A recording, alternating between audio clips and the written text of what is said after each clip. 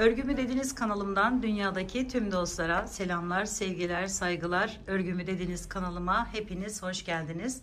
Bu videomda sizlere tığ işi şerit motiflerden oluşan bu güzel hırka yapımını anlatmak ve paylaşmak istiyorum. Umarım sever ve beğenirsiniz arkadaşlarım. Beğeni ve yorumlarınızı videomun alt kısmında yapabilirsiniz. Ayrıca paylaşımda bulunarak daha çok kişilere ulaşımını sağlayabilirsiniz. Evet, yapması gayet kolay. Özellikle örgüye yeni başlayan arkadaşlarım için söylüyorum.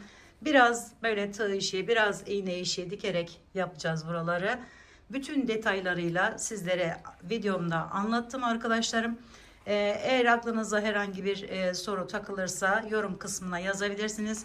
Elimden geldiğince yardımcı olmaya çalışırım arkadaşlar. Evet, gelin şimdi bu güzel tığ işi şerit motiflerden oluşan hırkayı hep birlikte örelim arkadaşlar. Hırkamı yaparken kullanmış olduğum iplerim Alize Cotton Gold'un 62 numarası arkadaşlarım. Ve şöyle batik bir ipini kullanarak yaptım. Şimdi tığım ise 3,5 milim oldu bunu yaparken. Hemen şöyle şerit motiflerimizi yaparak başlıyoruz. Şerit motifler şeklinde arkadaşlarım, şöyle gördüğünüz gibi daha önceden bu tarz çalışmalarımız da var. Şöyle bir tane halka yapıyorum. İçerisine giriş yapıyorum. Ve şöyle tuttum, çektim. Sonra bir tane zincir çekiyorum. Sonra bir miktar yükseliyorum. Arkadan şu şekilde alıp şöyle bir tane ikili trabzan yapıyorum. Sonra üzerine bir aldım. Yanına 4 tane ikili trabzan yapıyorum. 1 2 3 ve 4. Sonra araya bir tane zincir çekiyorum. Üzerine bir alıp 5 tane ikili trabzan yapıyorum. 1 2 3 4. Beşinciyi yaparken şunu iyice sıkılaştırıyorum. Şöyle. Sonra bu ipimle birlikte aradan götürüyorum. İkili trabzanımı bu şekilde yapıyorum. Sonra yine çeviriyorum. Ve şu şekilde arkadan hemen geçirerek bir tane buraya ikili trabzanımı yapıyorum. Bu ipin fazlasını keselim. Evet, sonra üzerine 2 doluyorum. Ve geliyorum. Şurada arkadaşlarım. Bakın. 1 2 3. 3 tanesini şu şekilde yaptıktan sonra arka tarafından şu şekilde giriş yapıyorum. Burayı da buradan alıyorum ve buraya bir tane üçlü trabzan yapıyorum. Sonra 2 doluyorum. Yanındakini de aynı şekilde şöyle tamamlıyorum. Sonra bu yuvanın içerisine ve 3 tane ikili trabzan yapıyorum. 1 2 3. Bir zincir çekiyorum. Tekrar 3 tane ikili trabzan yapıyorum buraya. 1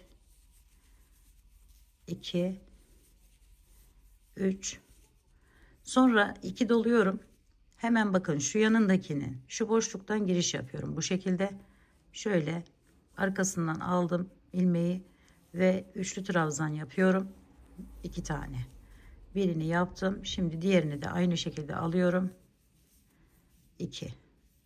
Sonra üzerine bir alıp şu köşeden normal bir şekilde arkadaşlar şöyle giriş yapıyoruz ve buraya bir tane şöyle gevşek bir şekilde ikili trabzan yapıyoruz. Sonra çevirdik, bir tane zincir çekip rahatlatalım. Sonra yine yükseldim, biraz şöyle alıyorum ve bir tane ikili trabzanı yapmış oluyorum. Sonra 2 doladım, geliyorum arkadaşlarım, 3 tanesini atlıyorum. 1 2 3. Ön tarafı bu taraf olduğu için şöyle hemen buradan giriş yapıyoruz ve buraya üçlü trabzanımızı yapıyoruz. Önden alıyoruz bu defa. Sonra ikinciyi de aynı şekilde. Sonra 3 tane yuvaya ikili trabzan yapıyoruz. 1 2 3. Bir zincir, tekrar 3 tane ikili trabzan yapıyoruz. 1 2 3. Sonra 2 dolayıp bakın hemen şuradan giriş yapıyoruz. Ve buraya üçlü trabzanımızın birincisini yaptık. Sonra 2 doladık. Hemen yanındaki yerden de aynı şekilde alarak ikinciyi yapıyoruz. Sonra 1 doladık. Köşe kenara gittik ve bir tane şu şekilde ikili trabzanımızı yapıyoruz. Sonra devam ediyorum. Aynı şekilde yine yükseldim bir miktar, şöyle arkasından aldım ve çekiyorum. Evet, bir tane ikili trabzandan sonra üzerine 2 doluyorum. Geliyorum, bakın. Şöyle giriş yaptım.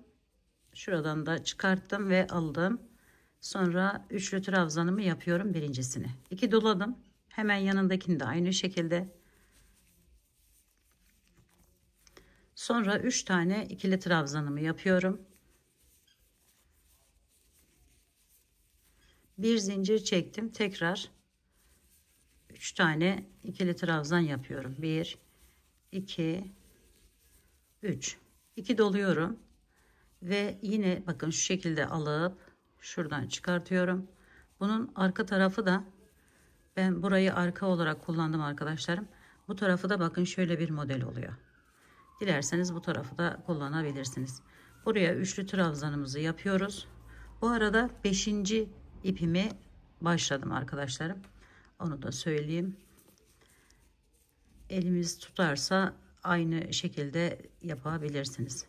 Birinciyi yaptıktan sonra hemen ikinciyi de bakın şöyle alıp buraya yapıyorum.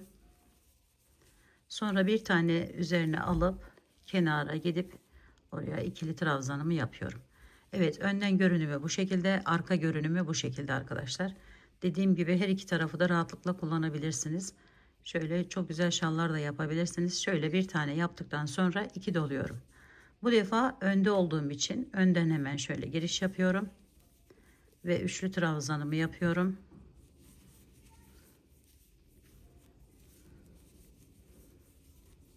Ve 3 tane ikili trabzanımı yapıyorum. Bir zincirimi çektim. Tekrar 3 tane ikili trabzan.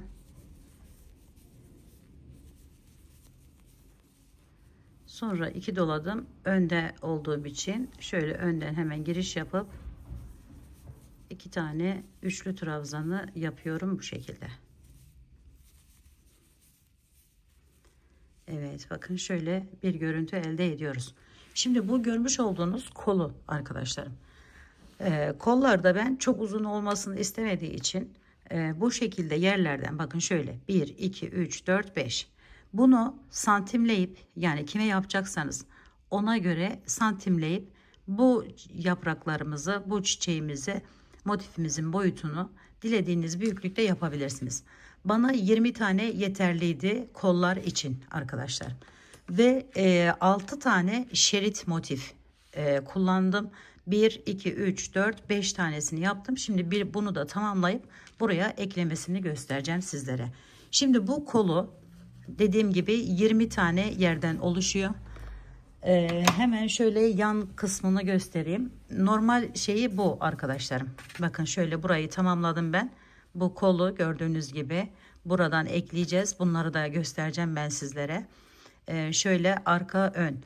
Şimdi buradaki yaprak sayım ise burayı ön, dediğim gibi dilediğiniz büyüklükte ve uzunlukta yapabilirsiniz. Yapacağınız kişinin omuzundan uzunluğunu istediği yere kadar ki ölçüyü bilmeniz yeterli. O ölçüye göre bu yaprakları sayılarını arttırabilirsiniz. Benim bunda 37 tane yaprak var arkadaşlarım. Böylesine uzunluğunu ölçmedim, tam olarak bilmiyorum. Ama bu kadar yetti bana. 37 tane buraya yaprak yapmış oldum. Ve bu öne ve arka yana kullandığım şerit sayım ise 6 oldu. Yani 6 arkada, şöyle onu da yaptım. Bakın şöyle 2 parça halinde. Birini öne ekleyeceğiz, birini de arkaya ekleyeceğiz. Şu şekilde. Onları da şöyle göstereyim size. Şöyle. Ve daha sonra bunları bu omuzundan ekleme yapacağız. Sonra da en son olarak da kollarını ekleyeceğiz arkadaşlarım. Şöyle kolunu ve yanlarını ekledikten sonra 2 parçayı yan yana getirip dikerek hırkamızı tamamlayacağız. Şimdi Bunu birazdan daha detaylı sizlere ekleme yaparken göstereceğim. Bu motifimi 20 tane, şöyle bakın, 1 2 3 4 5. sıradayız. 6. sıradayız pardon. Bunu 20'ye çıkartıp sonra ekleme işlemine geçelim arkadaşlarım. Şöyle 2 tane aldım. Dediğim gibi bunu ne kadar uzunlukta yaparsanız, boyunu, ölçüsünü bilirseniz ona göre yapmanız gerekiyor.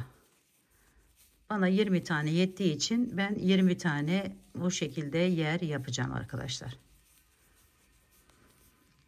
2 doladım ve bu şekilde alıp üçlü trabzanlarımı da yapıyorum ve buraya geçiyorum. Tekrar dönüyorum. Bir taneyi daha yapmış olduk. 6 oldu. 14 tane daha sıra yaptıktan sonra tamamlamış olacağız.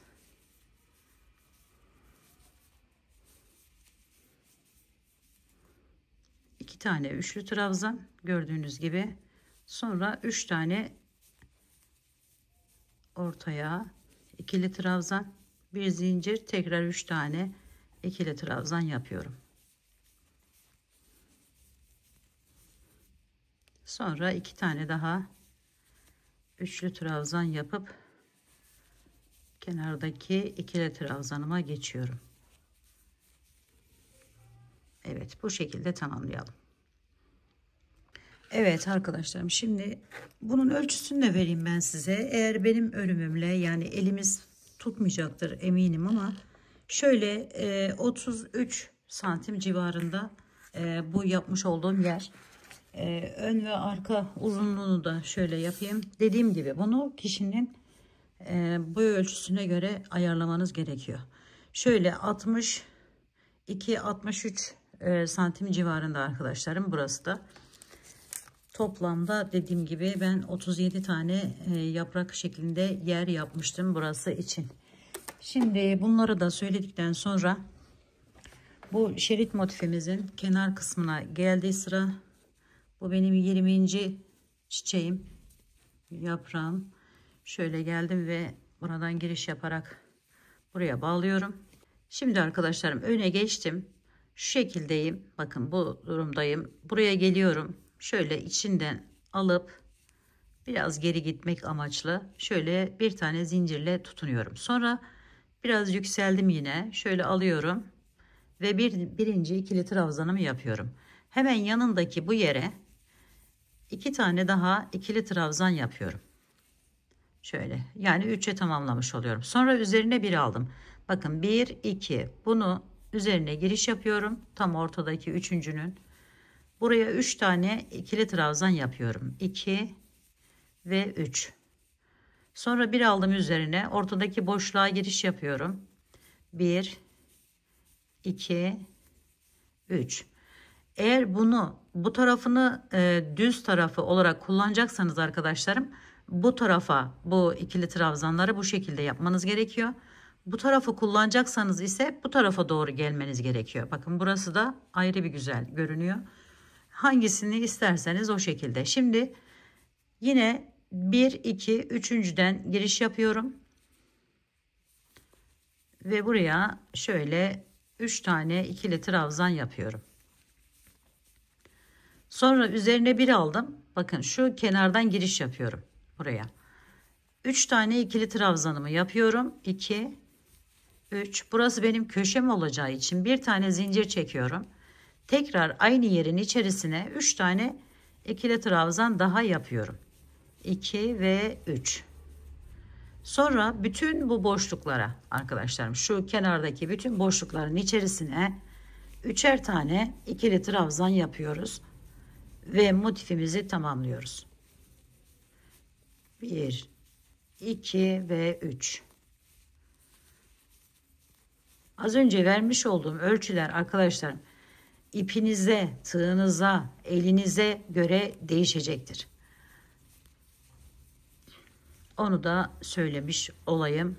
Genelde ölçü verme taraftarı değilim arkadaşlar. Hiç vermem ama illa soran arkadaşlarım oluyor. İpin kullanımı bile Bu benim mesela 5. ipim. Bunu daha az ya da daha çok, eliniz sıkı ise daha çok kullanacaksınızdır. Onun için pek ölçü vermek istemiyorum. Ölçüyü nasıl alabileceğinizi, nasıl ayarlayabileceğinizi genel olarak söylemeyi daha doğru ve uygun buluyorum arkadaşlar.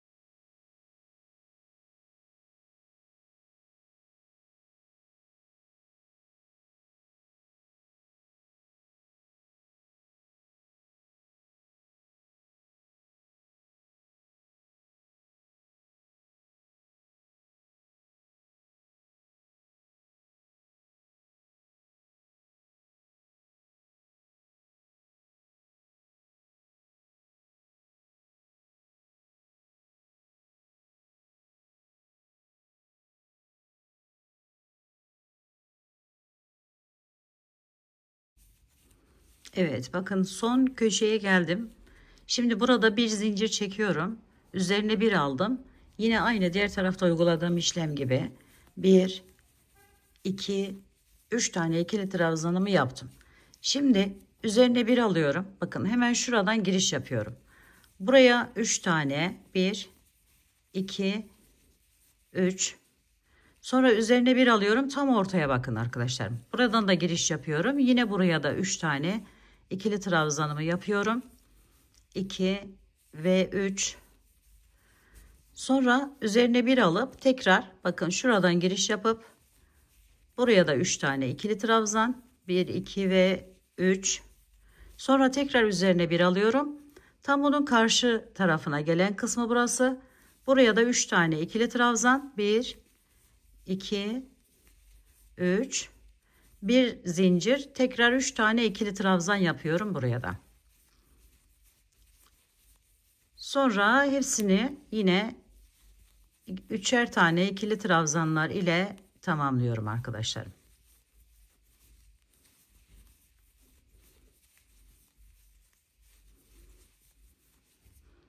Bakın şöyle bir görüntü elde ediyoruz. Evet, burayı da tamamlayalım aynı şekilde. Son yere geldim arkadaşlarım. Şöyle yine üçünü yapmıştık. Bu üçünü de yapıyoruz. Bir zincir çektim. Geliyorum şuradan hemen şöyle giriş yaparak buraya bağlıyorum. Bir zincir çekiyorum ve motifimi tamamlamış oluyorum arkadaşlarım böylelikle. Bakın şöyle. Bu bizim birinci motifimiz oluyor. Dediğim gibi ben kolda 6 tane kullandım bu şekilde. Ön ve arkalarda 12 tane toplamda, 6 arkada, 3'er yanda olmak üzere önde 6 tane, arkada 6 tane, toplam 12 tane şerit motif kullandım. Kollarda da 6'şer tane bunlardan var arkadaşlarım. Dolayısıyla kollarda 12 tane olmuş oluyor. Uzunluğu da bu şekilde. Şimdi bu motifimizi tamamladık böyle. Buralar işte bunları da yaptıktan sonra bütün şeritlerinizi tamamlayın. Şerit motiflerinizi daha sonra birbirine ekleme işlemine geçersiniz arkadaşlar. Evet, şimdi burayı eklemiştim ben gördüğünüz gibi. Şu ipi dikerken yani birleştirirken kullanacağınız ip miktarını da bakın ben şöyle yaptım. Şu motifimizin ölçüsüyle ölçtüm arkadaşlarım. Şöyle tuttum. 2 kat olacağı için şöyle şu benim birinci sıram olmuş oluyor. Sonra bunu 4'e tamamlıyorum önce. İkinci sıra, üçüncü sıra, 4. Şöyle bir de yarım arkadaşlar. Riske atmamak için. İpiniz yetsin çünkü bunu dikmeye. Bir parçayı bitirmeye ipimiz yetsin diye şöyle 4,5 ölçü alıp kesiyorum. Sonra bu ipimi iğneme takacağım arkadaşlarım. İğnemiz de burada.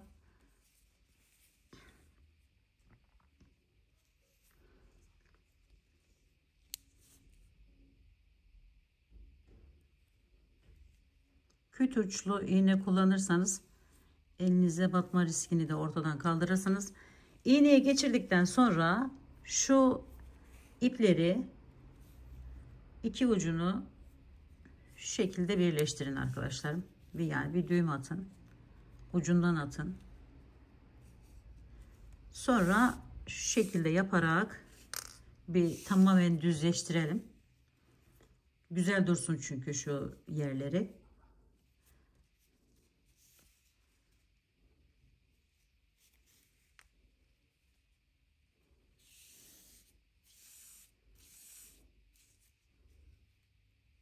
Evet. Şimdi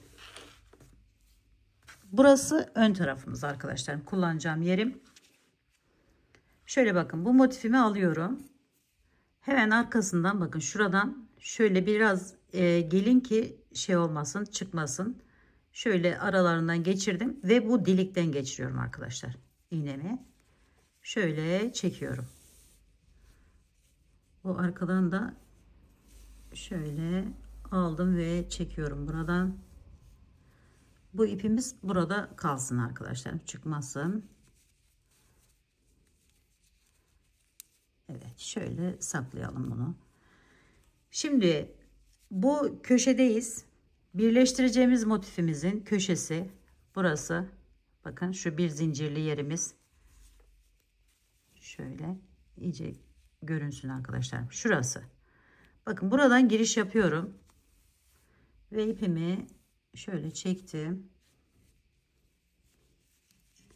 Bu ilk başlangıç yeri. Sonra tekrar şu çıktığımız yerden, yani ilk giriş yaptığımız yerden tekrar oradan çıkartıyorum iğnemi.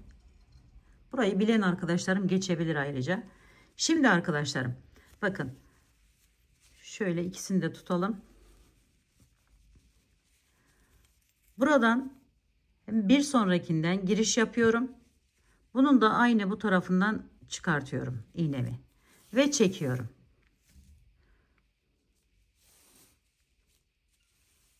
Şöyle. Şimdi buradan bakın çarpı yapacağımız için şuradan giriş yapıyorum. Şöyle. Buradan çıkartıyorum. Ve buraya bir çarpı yapmış oluyorum. Böylelikle bakın. Şöyle birleşince daha şey gözükecektir. Çok fazla da sıkmayın arkadaşlar. Şimdi bunu buradan bakın bir sonrakinden üçüncü yerimden giriş yaptım. Buradan çıkartıyorum.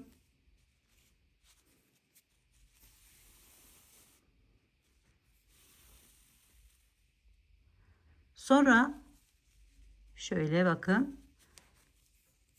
Buradan çarpı yapmak için üzerine şuradan alıyorum. Buradan çıkartıyorum.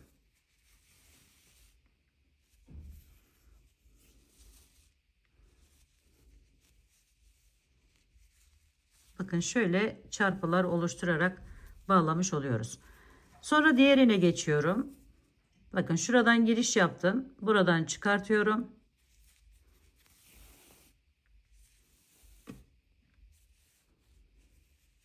Sonra ise buradan giriş yapıp buradan çıkartıyorum.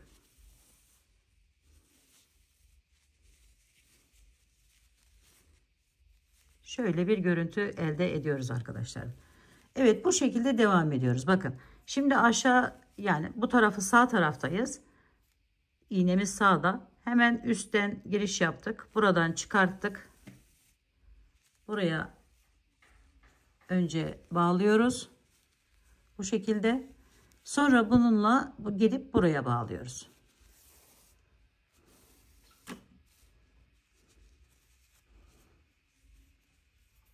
Çarpı işareti yaparak birbirine ekliyoruz arkadaşlar.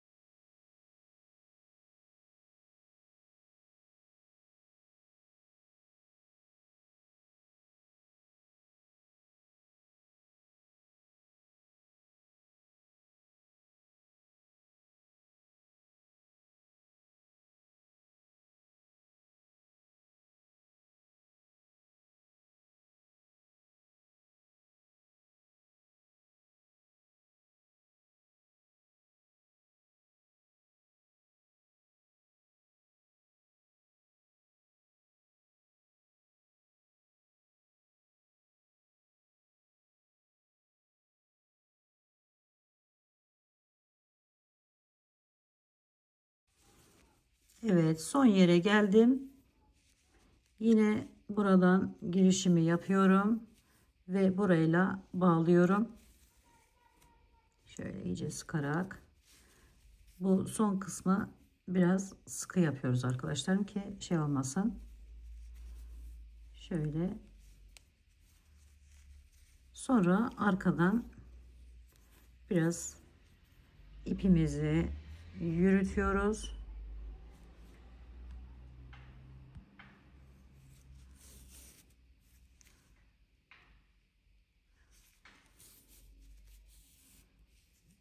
Bu kadar ipimiz arttı mesela. Bunu biraz daha azaltabiliriz ilk başta yaparken. Şimdi burayı bakın bu şekilde ekledik arkadaşlar. Bunu aynı zamanda buraya da ekleyeceğim. Yani şu iki parçayı da artık yuvarlak olduğu için kolumuz bu şekilde, burayı da aynı şekilde ekleme yapacağız arkadaşlar. Şimdi bunu ekledikten sonra diğer şeritlerimizi de bakın gördüğünüz gibi üçlü olarak şöyle göstereyim. 1 2 3 tane bir yanı, 3 tane bir yanı şöyle. Kolunu ekledikten sonra alt kısmına geçip alt kısmını da ekleyeceğiz arkadaşlar. O daha sonra şimdi bütün motiflerimizi bu şekilde birbirine ekliyoruz. Daha sonra bu kolu bakın yuvarlak biçimde ekledikten sonra buradan buraya ekleyip daha sonra alt kısmına eklemeye devam edeceğiz. Şimdi önce ben şunları birbirine ekleyeceğim. Daha sonra da diğer parçalarımıza birleştirmeyi göstereceğim arkadaşlarım sizlere. Evet, ben buradan hemen başlıyorum. Şöyle ipimizin rengini yine aynı şekilde yapalım. Ölçelim yine. Şöyle ikisini birleştirdikten sonra 1 2 3 4 artması daha iyi arkadaşlarım. Yetmemesinden artması daha iyi. Ona emin olabilirsiniz. Şöyle kestim. Arkadaşlarım ben bir de ilk başta bu şekilde değil de şöyle yapmıştım. Onu da göstereyim sizlere. Fark etmiyor ama yine de aklınızda bulunsun. Hangisi kolayınıza gelirse o şekilde birleşim yapabilirsiniz. Şöyle aldım yine aynı şekilde bu ucundan hemen ilk halkadan yerden giriş yaptım. Şöyle ipimi çekiyorum. Bakın şu şekilde devam ettim onu. Şu köşe değil hemen bir yanındaki yerden. Şöyle yakınlaştırayım. Bir yakın yanındaki yerden giriş yapıyorum önce. Diğerini köşeden giriş yaptım. Bunu bir yandan giriş yapıyorum. Şöyle. Sonra bunu arkadaşlarım buradan giriş yapıp hemen bunun buradakinden çıkartıyorum. Şöyle. Sonra devam ediyorum. Bakın. Alttan giriş yapıyoruz. Buradan çıkartıyoruz.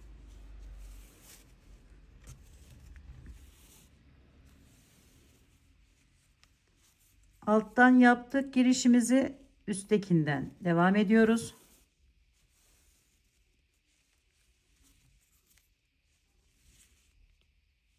Önce birinci alt sırayı yapıp daha sonra tekrar üzerinden gelip çarpı işareti gibi oluşturmaya devam ediyoruz. Bu şekilde de yapabilirsiniz arkadaşlar. Buradan giriş yaptık. Buradan çıkartıyorum.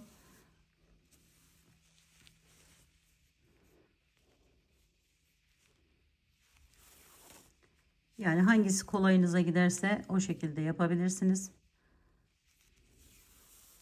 Onu göstermek için şöyle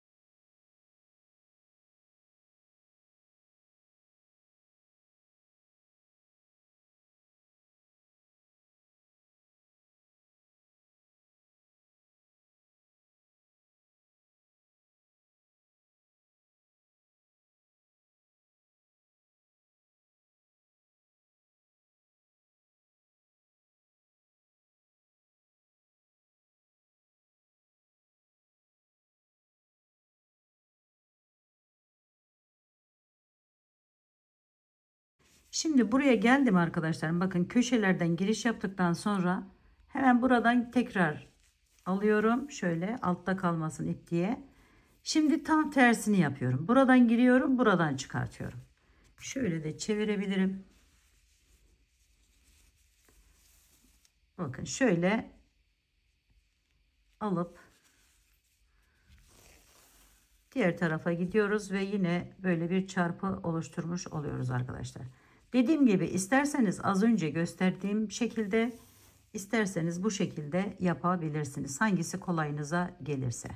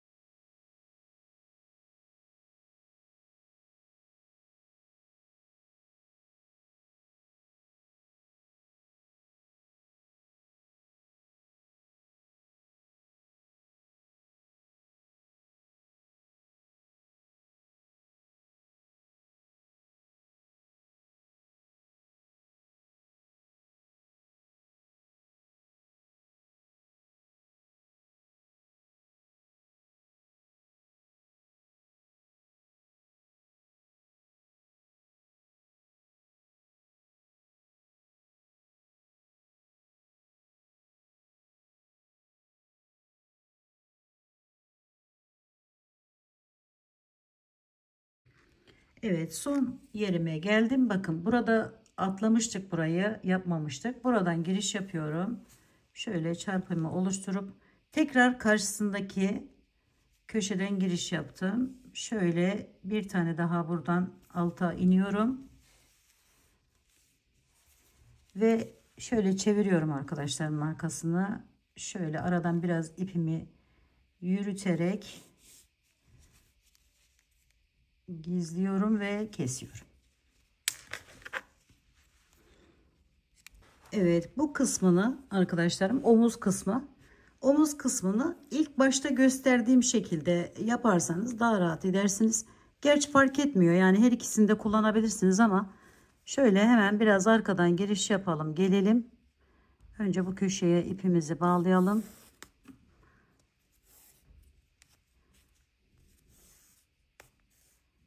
Şöyle. Sonra köşeden giriş yapıyorum yine diğerinin.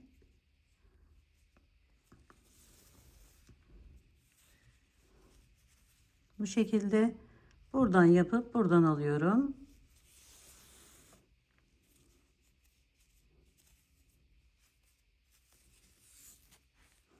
Sonra buradan giriş yapıp buradan çıkartıyorum.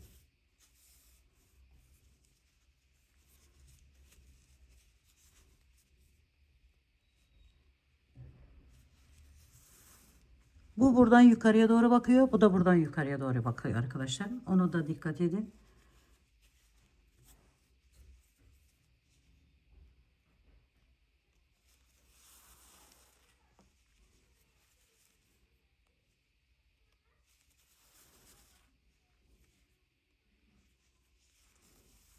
Aynı şekilde dikerek birbirine ekliyoruz.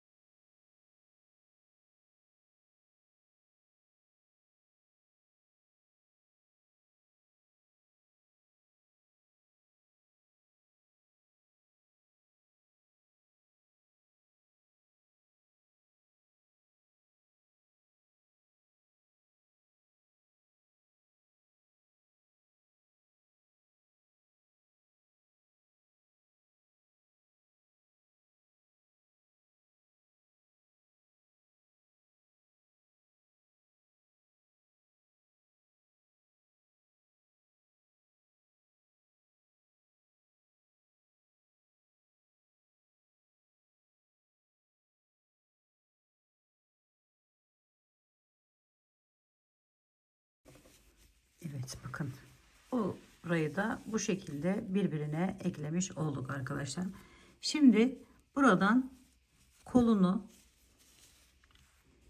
şu yapmış olduğumuz kol kısmını, çiçeklerimiz diğerinde aşağıya doğru bakmış arkadaşlarım. Bunu da aşağıya doğru şöyle yaparak, orta noktası zaten 3 şöyle hemen şurası. Bu da bunun orta noktası. Buradan başlıyorum ve aynı şekilde şöyle köşesinden giriş yaptım. Önce bir tutunalım şöyle birbirine. Sonra buradan alıp buraya, buradan giriş yapıp buraya yine çarpılar yapıp devam edelim.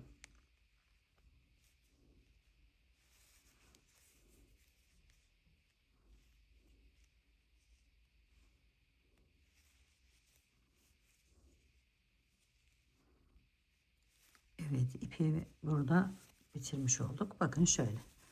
Bu kolu, bu iki ön ve arkanın yarısını, üçünü bu tarafına, üçünü de diğer tarafına şuraya ekleyeceğiz.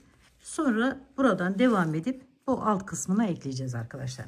Evet, bu işlemi de yapalım. Şimdi kolu bakın ekledim buraya. Şöyle göstereyim sizlere. Çok sıkmayın arkadaşlarım. Yani özellikle onu söylemek isterim. Sonra şu yan aşağı doğru yine aynı işlemi uygulayarak koltuk altından başlayacağız ve alt kısmını da eklemiş olacağız arkadaşlar. Şöyle aldım.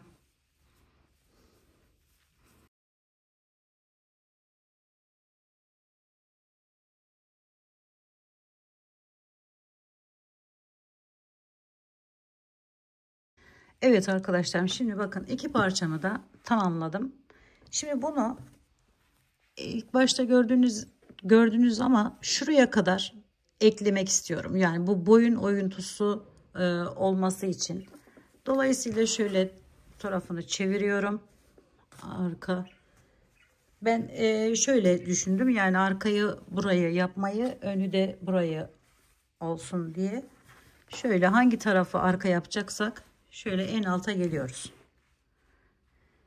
Sonra yine ipimizi aldım. Bakın şu arayı açsın diye şöyle daha koyu bir kahve kullanacağım. Burayı eklerken şu parçamı tutuyorum. Diğerlerinde yaptığımız gibi aynı işlem aslında arkadaşlarım. Şöyle aldım. Yine aynı şekilde hangisi dediğim gibi kolayınıza giderse o şekilde yaparak bunun da köşesinden giriş yapıyorum. Şurası. Tekrar buradan çıkartıyorum.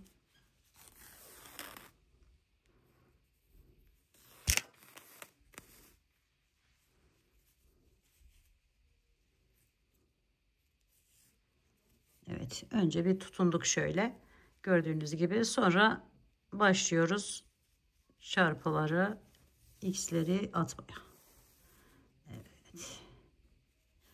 Bunu da yukarıdaki boyun oyuntusu kalacak yer kadar yer bırakıp onu da dilediğiniz kadar yapabilirsiniz tabi. Orada da tercih tamamen size ait. Yani şu aradaki şu mesafeyi şuraya kadar falan birleştireceğiz ki şöyle dursun. Dolayısıyla burada bir boyun oyuntusu oluşsun arkadaşlar. Tek amacımız o. Hepsini birleştirmeden böyle alt kısmını birleştirerek devam edelim.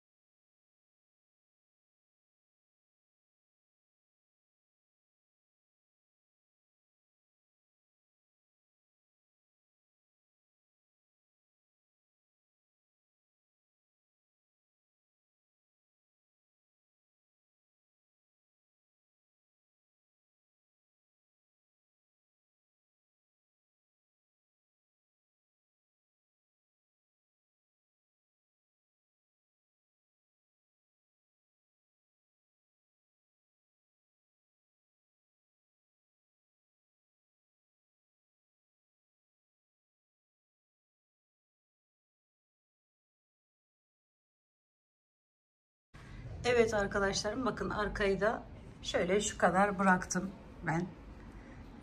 Toplamda 1 2 3 4 5 tane yaprak şeklinde bıraktım ve şu enseyi rahatlatmak amaçlı tamamen şöyle bakın bir görüntü elde etmiş olduk.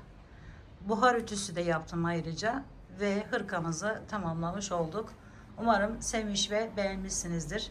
Örgümü dediğiniz kanalıma abone olmayı, beğenmeyi, yorum yapmayı, paylaşımda bulunmayı unutmazsanız çok mutlu olurum.